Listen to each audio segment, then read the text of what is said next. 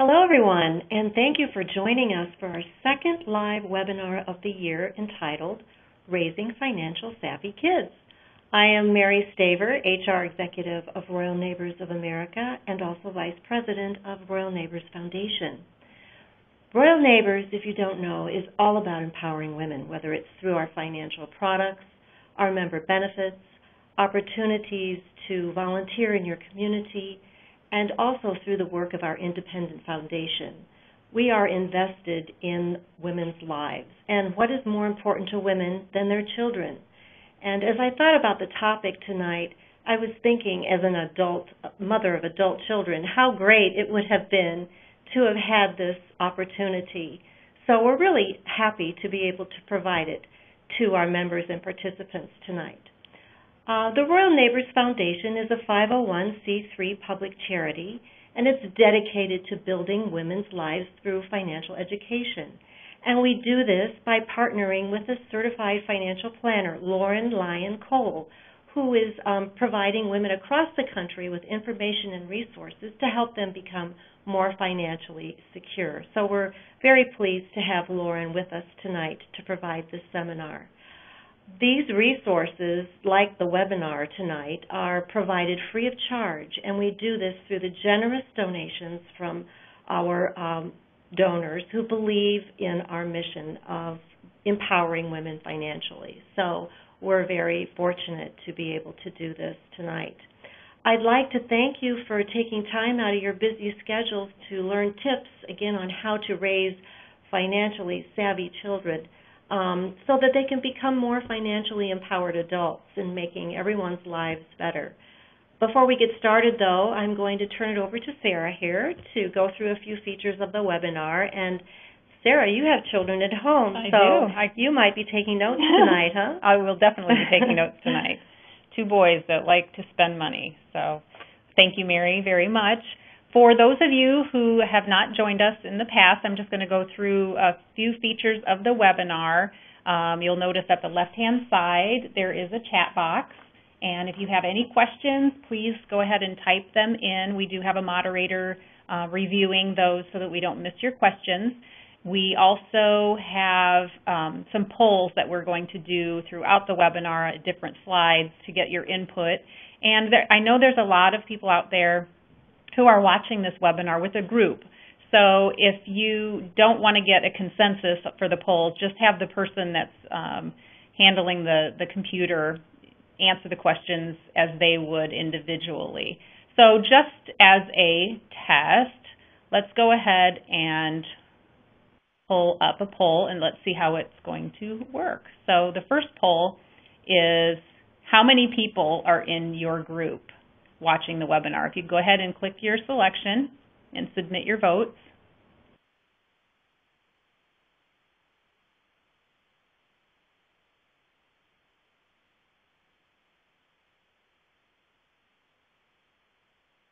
Great. All right, looks good.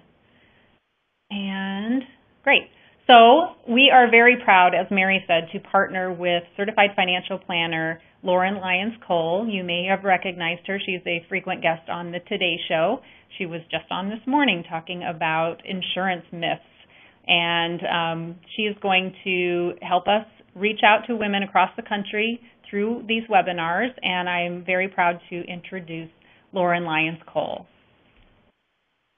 Thank you, ladies, so much, and thank you, everyone who signed in tonight. It is really exciting to me that every time that all of us who are so busy can take aside 30 minutes and spend time learning about money, and especially talking about children, because this is a topic that's really close to my heart. I feel like I've worked with so many young adults in their early 20s, and oftentimes they didn't learn about money growing up, and then they're trying to learn the hard way when they're just out of college or having their first jobs, and it's really difficult. So I think as parents, if you can instill values and just these lessons that we're going to talk about tonight in your kids as they're growing up, even if your kids are already older, it's never too late to give them a little good parental advice, which really goes a long way. And even if you just work with kids in your community, hopefully tonight we'll give you a lot of good actionable items that you can really take and help empower them. And I love that the Royal Neighbors Foundation is all about empowering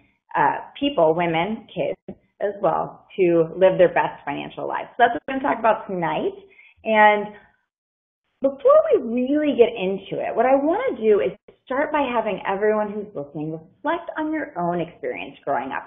We all have a money story. We all have parents and grandparents and neighbors and teachers who impacted the way that we think about money. So take a few minutes and just think through, what did your parents teach you about money? Obviously, they have the biggest influence over our lives when we're young. And my dad used to always say to me, I'd ask him for things. I remember being in middle school and I had a friend who had a lake house and they had a boat. And I thought that was the coolest thing ever. And I was like, Dad, why don't we have a lake house and a boat? And I remember him saying, well, in my opinion, a boat is not a good use of money, because he wasn't into boating. And he said, but when you grow up and have your own money, you can make the decisions about how you want to spend it. So I remember thinking, all right, cool. So when I get older, I'll have a boat. And interestingly, now I'm older and I still do not have a boat. So maybe he was right, but not to diss boats. I do like boats, but they are expensive. So my dad used to always say that when you grow up and have your own money. And I remember being a kid and thinking, oh my gosh, I'm so excited to have my own money. And the other side of that is my mom used to always say to me, just because people have fancy things, like a boat, for instance, or nice cars or nice clothes, that doesn't mean they're rich. She used to tell me, that just means they spend a lot of money. You only know if someone's rich if you can see their bank account. So having outward signs of wealth doesn't necessarily add up to truly being financially secure. Those are two of my favorite lessons that I learned from my parents, positive lessons growing up about money. And maybe you have positive lessons that you learned as well, or maybe more negative lessons. I mean, there's a lot of different ways that our parents can impact us, of course. So just some things to think through. Did your parents even talk about money? Maybe they didn't even bring it up. Was your family tight on cash growing up? Was it hard for them to make ends meet? Or did you have plenty of money? And were you aware of these sorts of things? Do you remember having a memory of what the financial situation was in your household? And what about an allowance or college? Did your parents help you with these sorts of things? Or were they not helping you either because they couldn't or because they said it's better for you to do it on your own? All sorts of different approaches parents can take when it comes to teaching kids about money. And another big one is having a job. Some parents would say, no, you cannot work. I want you to focus on school. And other parents would say you have to work, or maybe you can work a certain number of hours. All sorts of different rules. And the interesting thing is we all learn these things from our parents growing up. And of course, to have kids, it takes two to tango. So you're not the only parent. There's always another parent involved. And so that other parent, regardless of the current relationship, if they're still married or not, that other parent also had their own experience growing up with their parents teaching them about money. This makes it very complicated. Money is always an emotional thing. But when we're thinking about what we learned or didn't learn, and then in trying to make our kids, no matter how great your parents were, you want to make your kids' lives better, right? So just be very mindful, I would say, of your own experience and of the person who is a parent to your child. Make sure you're thinking through the experience that you had in a non-judgmental way, and just, maybe it was all positive, maybe it wasn't. It just is what it is. And hopefully we can send your kids off into the world to be a little bit more financially secure than you were when you started. So there's always room for improvement, right? So let's do another poll question really quickly, actually. And I'm curious, did your parents raise you to be financially savvy? So we'll throw up the poll, and we've got three different options. Yes, my parents did. They taught me about money, and they did a great job. Or sort of, my parents did their best. Or no, my parents weren't even financially savvy themselves. So what was your experience growing up? And this is always so fascinating. It's usually across the board, which is kind of what we're seeing. So looks like a good number of people had parents who really prepared them to be financially secure, and a few people did not have that experience, and a lot of people kind of fall in the middle. So that sounds about right. Thank you for answering. So let's see. When we're thinking about teaching kids about money, I think regardless of, what your parents did, there's some basic guidelines that we can use to understand what kids are capable of learning at what different ages. And I think this is a good way to structure it, because that way you won't give a kid too much, not more than they can handle, but you also won't sell them short, because kids can actually, as we all know, they're resilient and they're smart and they can learn quite a bit. So we might as well be teaching them what they can learn. Another quick story, actually, my first job out of college was that I was a first grade teacher, which was challenging to say the least. But one of the things I loved most about it, besides the kids, because they were cute, even if they were rambunctious, was that I got to teach them about money. It just so happens that first grade is when kids are first introduced to the concept of money. So if you have a child who's in first grade, or if you work with first graders or young kids like that, it's important to know this is one of the hardest topics for kids to learn. It's even harder than learning time. I mean, think about it. It's confusing, right? It's like we've got pennies and nickels and dimes and quarters, and they barely understand adding and trying to figure out all these different pieces of money and how they come together. It's very, very confusing. So if you have a young kid where the teacher might be going over that at school, please help the teacher out by reinforcing these lessons at home. You can just, even having them counting money, like pennies, whatever. I mean, take 10 pennies and stack them up and say, you can trade this for one dime, and help them to understand just those real basic structures around money. We take it for granted as adults, but it's very confusing for a 6-year-old. So between ages 5 to 7, which is around the first grade sort of age, those are the real important things to focus on. You also want to help them begin to understand that money is valuable. So not only do we count it, we also need to know that if we have $1 and we lose that $1, that is gone forever. So you want your kid to understand dollars, pennies, nickels, these things are important. Help them keep track of them. Really basic stuff, but it's a good introduction to learning about money.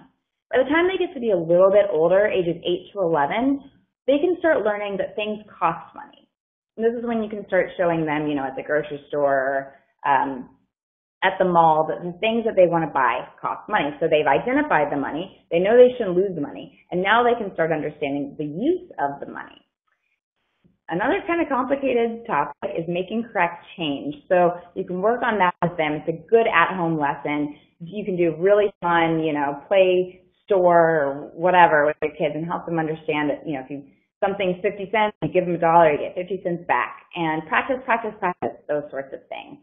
They can also start to track their spending. So if they're buying candy at the store, they can keep track of how much they're spending and add that up and see the total number.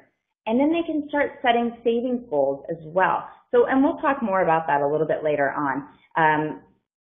So we'll get to that. But setting savings goals and getting them increasingly more difficult over time is a good way to really drive home the concept of savings. By the time that they're 12 to 15, they're really starting to transition into being much more savvy about the world of money and how it works. Of course, we don't want to stress them out or make them afraid of money. So more basic things like basic budgeting, balancing a checkbook. Even though nobody uses a checkbook, well, I don't want to say nobody, but checkbooks are maybe not going to be around by the time that your kids are out on their own and managing their own money. But balancing a checkbook is still really good math. It's still really helpful, and it teaches the concept of cash flow. So balancing a checkbook, basic budgeting, comparison shopping, which we'll get to that as well, and then understanding banking too. I mean, at some point it helps them to open a savings account and to understand that you take your stack of money and you bring it to the bank, and the bank takes care of it for you, and then you can access it when you're ready to access it or whenever you need it. So start introducing those things between ages 12 to 15. Really by age 16, and this is going to vary by child, but you want to start pushing them towards paying some bills. If you have a child who has a cell phone, this is a good opportunity to teach them the cell phone costs X amount. And even if they're paying it out of their allowance, or even if you're paying it, getting them involved in the bill paying helps them to see, to just slowly ease them in. So these are things that adults do. This is part of the excitement of being a grown-up and having your own money, and part of the responsibility. If you're open to it, they can get a job or keep a job. This could even be a weekend thing like mowing the lawns or babysitting, but starting to earn their own money is important to understand time and the value of when you want to buy. I mean, we all know this as adults. Buying something means a certain amount of hours of work and sacrifice to afford that thing that we want. So start introducing your kids to that once they could be a little bit over 16. They can even start thinking about debt, and this is specific when it comes to student loans, which is, of course, if you've got a junior or senior in high school, you're going to start thinking about paying for college, and for most families, student loans will be part of that. So you can start to explain to them what that means and how much, if you take out $10,000 in student loans at a certain interest rate, what the payments will be when they start their job. Help them to really understand that you can't, it's not just free money, so you don't want to waste it. And here will be basically the consequence of taking out the student loans. It's not consequence in a bad way, but here's the result. And the flip side of debt is that they can also learn about investing. So in the same way that we pay interest on debt, we also earn interest when we're investing. So depending on the level of advancement of your kid, how comfortable they are with math, you can really start introducing them to these topics. And it's pretty exciting for them, really. So let's just start by talking about allowance. This is always the first question. Should kids have an allowance? And this is a very personal decision. Depends on your family. The key is, allowance really is a way to teach kids about money. I mean, somehow they need to have access to money, whether it's having a job, having some sort of allowance. But you don't want to just give them, one of the worst things you can do, honestly, to teach your kids about money is to just give them a free ride. So if your kid says, hey, Mom, I really want to buy this video game, if you give them the money for the video game, even if they say, hey, Mom, I'm going to the movies, can I have money for the movies? That's not really the way it works in the real world. When you have a job, you don't get to go to your boss and say, hey, boss, I really want a new pair of shoes. Can I get $100? So allowing your kids to do that, it might feel good and it might be easier in some ways, but you're a lot better if you can structure something. That's why allowance, in my opinion, is actually a good idea. So some ideas on how to structure an allowance. One idea would be to say that your child gets $1 per grade. So they're in first grade, they get $1 per week.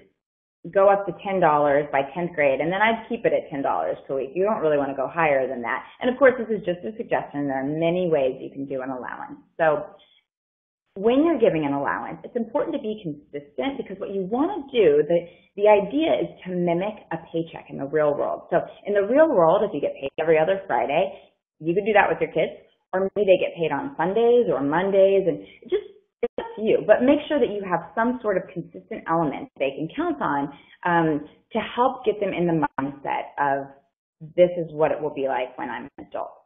You can also absolutely consider doing the chores, make them do chores and they earn money that way. There are lots of different ways to structure this. The key is really to be consistent. So the other side of being consistent, of course, is to emphasize what is expected and what is not expected when it comes to how they can spend their allowance. So if you say, I'm going to pay for your school lunches and I'm going to pay for your back-to-school clothes, but any sort of video games or movies, that's your responsibility. They need to understand that that's clear. And then if that's what the allowance is for, if they come to you for more money, you need to say no. And we'll talk more about that as well.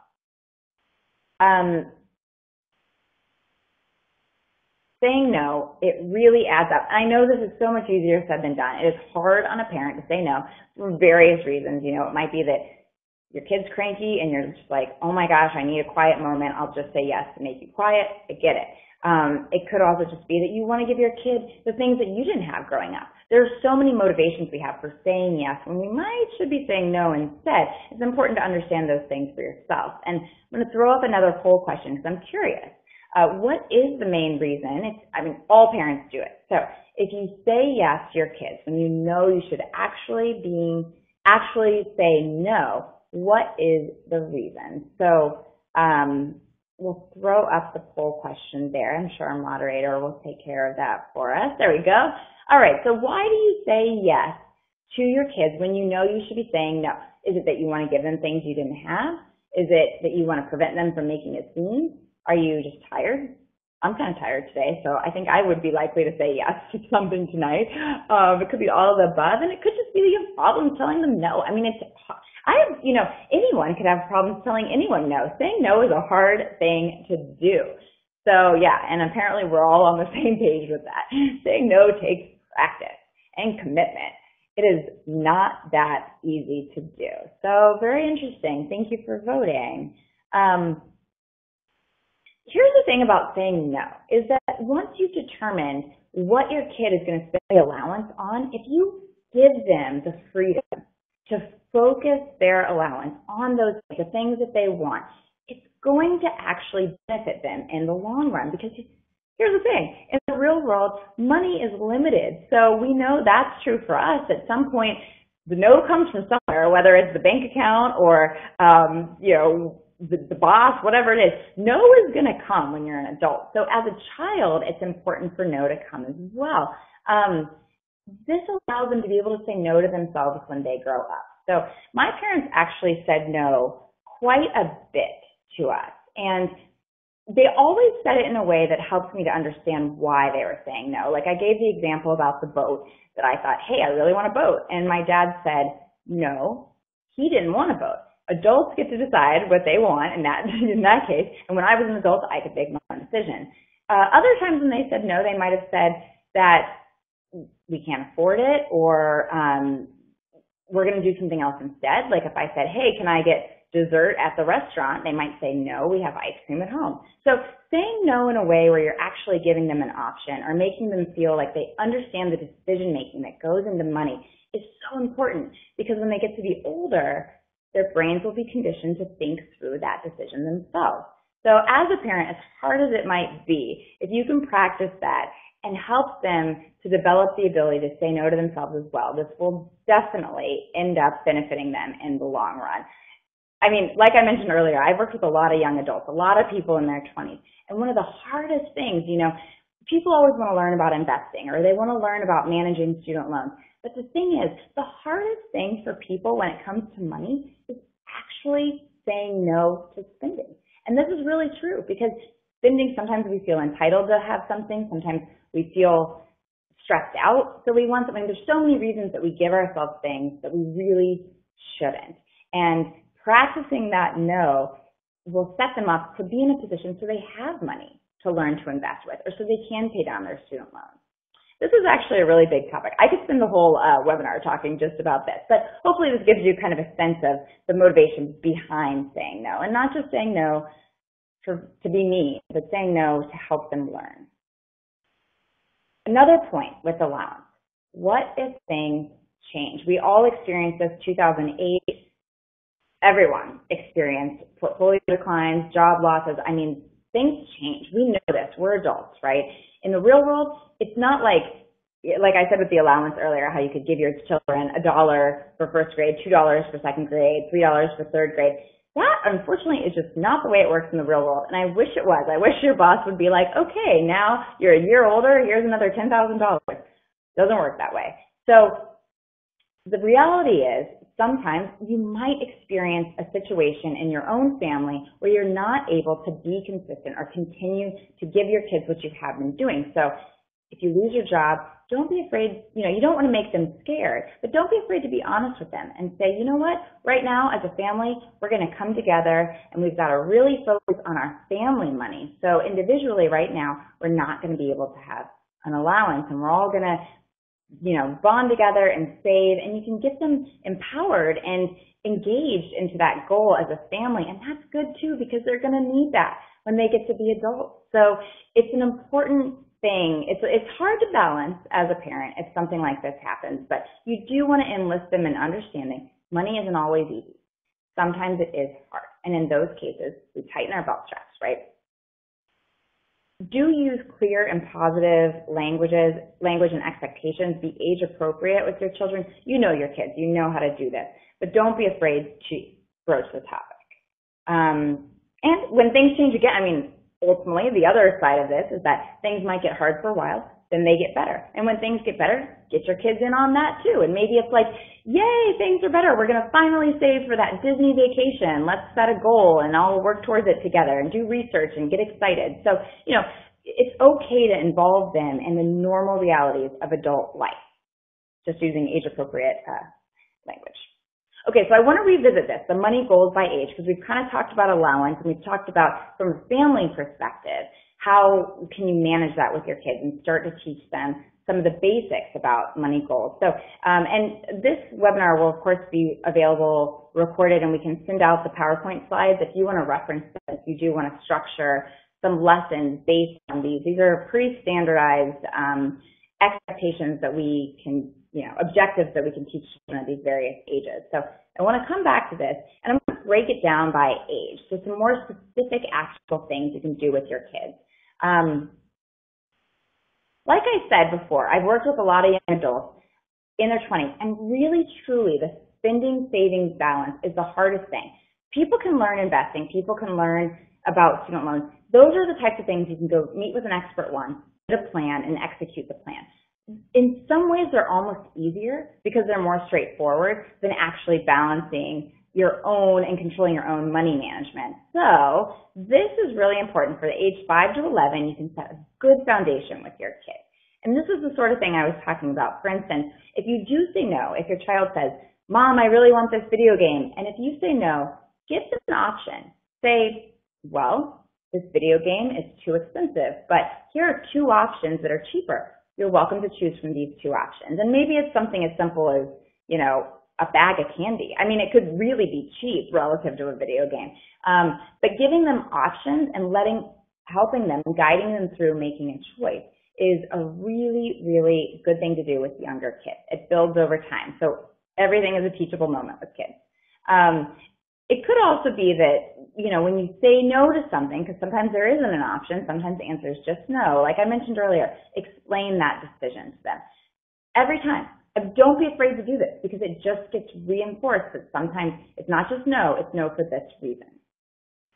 Here's the other aspect of this, learning how to save. And a lot of parents would do the whole, I'll give you an allowance and I'm going to make you save 10% of this or give 10% to charity. And we kind of structure allowance that way, which is good. I mean, it's better than doing nothing. But I would encourage you to take it one step further and help your child identify very specific goals. So if there is a video game that they want, let them identify that. In fact, you can cut a picture out of a magazine or put something up on their computer or whatever to remind them that they're saving towards a specific goal. So it's not just saving 10%. It's working towards saving up $50 to buy this video game or whatever the amount of money is. So that way they understand the relative progress over time towards the amount they're saving for. This will translate really, really well towards saving to buy a home or saving to buy a new car, saving to buy a computer. Anything that they're saving for as an adult, it's not just going to be random saving. It's going to be specific saving. And that's a good thing because it keeps us motivated. The other thing I love to say is that you should celebrate. So whenever your kid reaches a savings goal, that should be a huge celebration.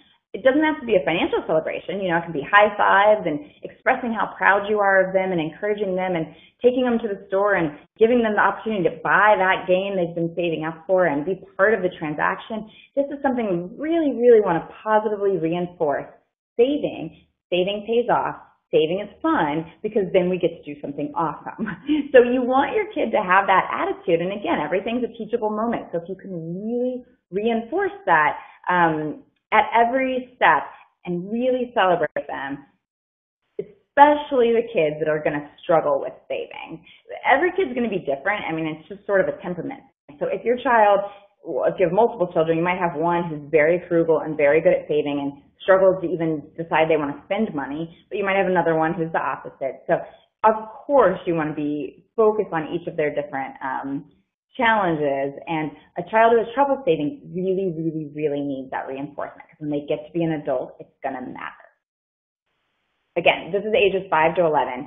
And I see that question from Darcy. Do I recommend age 5 as the youngest age to start teaching children about money basics? The thing is you want to build over time. So if your kid is more advanced, even at age 3 or 4, and you want to play with counting money, that's the easiest way to start introducing them, and that's the way that it's introduced in the curriculum at school. So counting money, learning about money, like I mentioned on the slide here, being responsible for money, you can really start that at any age, knowing your child and tailoring it to them specifically. But what you don't want to do is overwhelm them with too much educational stuff around money, because it's a lifetime process learning about this. So I would say that 5 is a good time to start just because they will probably start to be introduced to it at school. As a former teacher, I don't think any teacher would ever argue with introducing them to it at a younger age. So if you're up for that, and I salute you and I encourage you to go younger, but 5 would be the minimum. So once we've kind of reinforced saving and helped kids begin to develop a framework for making spending decisions, once they get to be a little older, around age 12, and they're really starting to get good at math, hopefully, but feeling more comfortable with math. And at the end of the day, I always tell people that money is relatively basic math, and so I don't want people to be afraid of it, even if they don't like math. So encouraging them to do some adding and subtracting, like I said, balancing a checkbook, not a common experience in this day and age, but still a really, really good experience, good learning experience. So other things you can do with your kids when they're 12 to 15, some concrete ways to teach them about money. This one's fun. I mean, what kid doesn't like to go shopping, right? So if you are agreeing to pay for the back-to-school supplies or the back-to-school clothing or maybe gifts for a friend's birthday, any sort of shopping trip that you want your kid to go on, by about age 12, you can start to give them the cash ahead of time. So set a budget. Maybe it's $20. If it's back to school shopping, maybe it's a little bit more. But give them a budget and let them walk around. You can give them a little notepad of paper or whatever. If you don't want to give them the cash, let them add up what they want to buy so they can figure out and subtract it from the budget. This is really good practice. And you might have to be very hands-on at first, but over time, they're going to start to develop the skill of understanding, okay, this spending limit is a fixed amount. These prices are generally a fixed amount. You can teach them about couponing because that's a good idea too. And allow them to start really learn by doing when it comes to money, and this is a safe way to start learning. And sometimes they might make mistakes, and that's okay, but take it as a teachable moment, explain to them why it was wrong, help them make a better choice for next time, or go back and return stuff if you have to. At the end of the day, this allows kids to start learning about comparison shopping. So if they know they have $20 and they go into Target or whatever, and they want to buy a shirt and maybe something else. I mean, if they're like dying for a bag of M&Ms or a big bag of M&Ms or a soda or something like that, they might make a choice between one shirt and another shirt based on the fact that they only have $20 and they want to make sure to get both. And that's really, really positive for kids over time. I would encourage you to build that up, so start small and help them learn more. But it's fun. It's fun. It gives kids a little bit of agency too to make their own decisions, which is also fun. Once kids get a little bit older, then they need to start understanding that we've got needs and we've got wants. So we transition away from just having $20 to go spend at the store to having very specific, you can even do it on a monthly or weekly basis and whatever works in your family with your arrangement, but start to make them understand that there is a lump sum of money and they've got to manage that, and that there are some things that will have to be paid, and that's where the cell phone could be a good opportunity, or gas for their car, these bills that adults manage. Let your kids start to understand that, and if you give them a structure, so if they've got back to school spending, but that also is going to include some of these bills that they have to pay, that's a good thing. And it's a little complicated, so you might have to walk them through it at first, as with all of this, but it's so important to help them prioritize. These are the things you need. These are the things you have to buy. These other things are bonuses if you have enough money left over. So not maybe the easiest thing to teach, especially if you have trouble saying no, but a really, really powerful life lesson. Another thing you can do, especially, this would apply to any kid these days. Technology is so huge, and there are so many websites that can really help kids learn about money. So Mint.com is a good one, especially if you've taken them to the bank and allowed them to open up a savings account that they're using. Other sites, you can look for lots of different educational sites to teach them different things about money. Even like Retail Me Not, if you've seen that site before, that's where you get the online coupons. Sites like that you might yourself use, feel free to introduce them to those as well, because it's going to make their life a lot easier when they get to be on their own. The coupon site was retailmenot.com. So I can send that around later too if people. There you go, perfect. Thank you. It's on the chat on the side of your screen right there if you're trying to write this down. So, and I do actually want to ask a question, and well, maybe I'll just go back. If you are teaching your kids about money, what is your favorite resource that you use to teach them about money? Do you use books and workbooks? I know that's a really popular way. There's some great ones out there. You can do family game nights, apps, websites, financial summer camp, which is my new favorite thing. I wish I had done that when I was a kid. Or if you're not using outside resources, that's fine too. But are there any of these things that you are using in your own efforts to teach your kids about money or your students?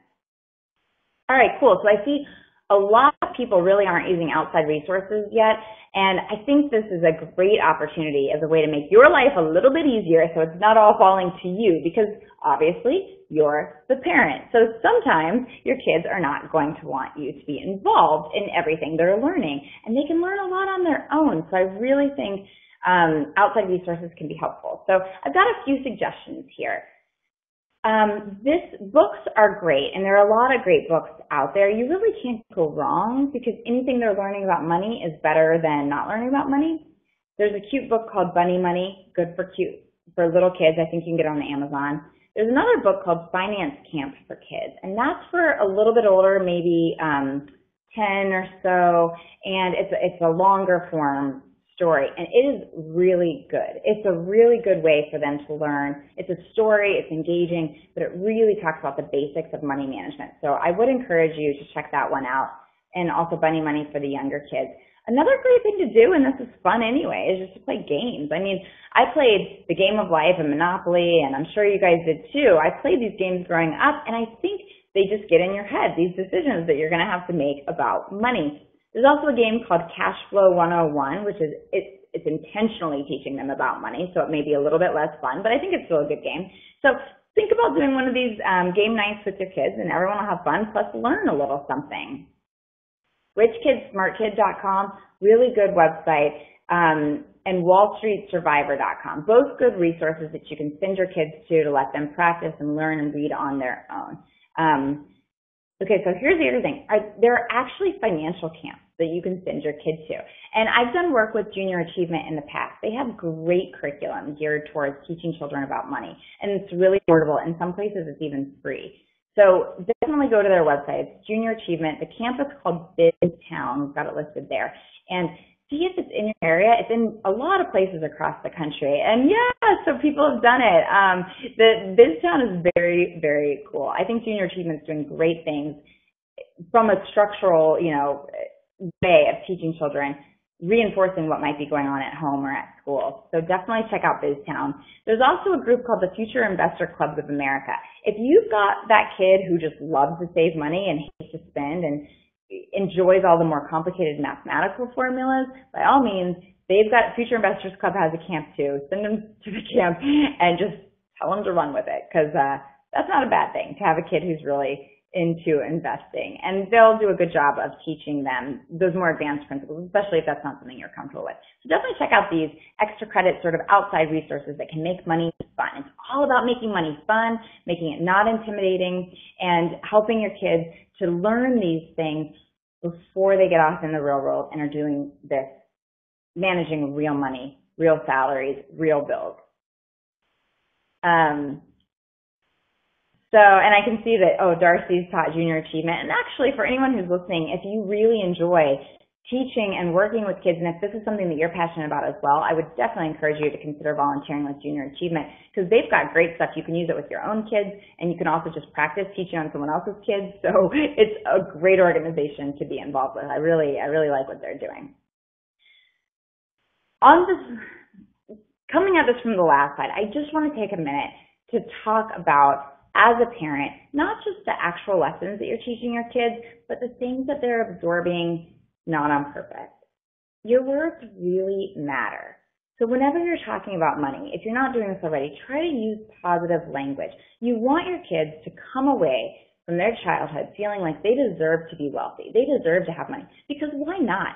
Don't say anything negative. Try not to create an us and them mentality between like the truly wealthy people. A lot of times, I think we're all at fault of this. It's, you see something that comes out in the news and it's like, the wealthy people don't pay enough in taxes. Or there are lots of opportunities for us as Americans to criticize the most successful, most financially successful among us. And I think it's really important for kids to know we don't want to demonize that. I mean, there's so many wonderful things you can do with money, and we want our kids to think, who knows? Maybe they'll be the next Warren Buffett, and that would be wonderful. Or maybe they won't. Maybe they'll just be a public servant of some sort, and that will be wonderful too, and they'll know how to manage that salary. But whatever it is that your kids are going to do, you have to use positive language about money all the time. So if you catch yourself saying something negative, try to break that habit. I really think this is important. I see this with a lot of the 20-somethings who come to work with me as a financial planner, and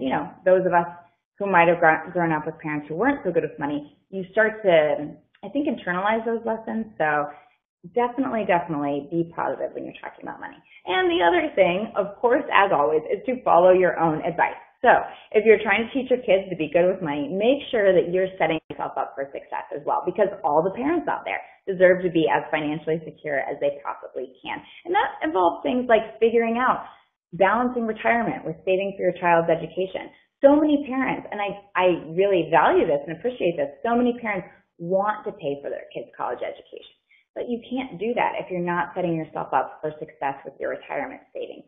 So go visit a professional if you need to, or if you haven't recently. Make sure that you're on track yourself so that when you're teaching your children these things, you can say, this is what mom does, this is what dad does. These are the things that we're doing to set ourselves up for success, and you will also follow in those footsteps. So always be willing to bring in an expert. There's nothing wrong with going and seeking out help, whether for your own finances or to help teach your kids about money, or both. Trust me, financial planners are more than happy to be multi-generational and to help you teach your kids, because ultimately they're going to want your kids as a client, so it's in their best interest to make sure that everyone's on a good financial path. And really, at the end of the day, all of this is about understanding that we deserve to be financially secure. We deserve to be comfortable. We deserve to have the things that we want and the things that make us happy. We deserve to live a life that's not stressful, that doesn't keep us up at night. And our children deserve that too. And so it's all about teaching ourselves, internalizing that, teaching them, letting them internalize that, and hopefully continue to make a better path forward with each new generation that we have.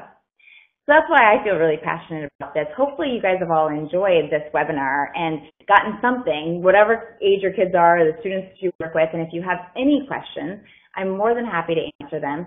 If we have any, I can do it live tonight, or you can always send me an email, whether through the Royal Neighbors Foundation website, which we've got actually Facebook is a great way to get in touch with either one of us. So you can just go to facebook.com, look for the Royal Neighbors Foundation, look for my site, Lyons Cole. Feel free to send us questions that way. The Royal Neighbors Foundation also has great tools on their website, great calculators, and great articles, previous webinars, all sorts of resources that you can access, and we'd be very happy to share those with you. We're also taking advice for future webinars, so if there's a topic you're really interested in, by all means, tell us, because we want to do stuff that is valuable for everyone who's spending their evenings with us.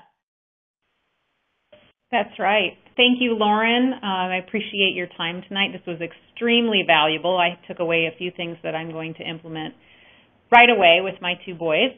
And if anyone wants additional information, anyone that has registered tonight will get an email with the link to the recorded webinar if you want to review it, or send it to a friend who wasn't able to join us tonight. That would be great.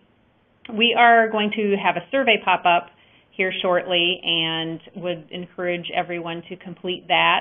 If you have a recommendation for a future topic that you are interested in, please type it into the survey, and we will do everything in our power to get you some additional information and schedule that. So on behalf of the Royal Neighbors Foundation and Lauren Lyons Cole, I'd like to thank you for spending the past hour with us, and we hope to see you soon at our next webinar, which will be in the fall. So thank you all. Thank you, Lauren. Thank you, Sarah, and thank you, everyone, for tuning in. This was fun.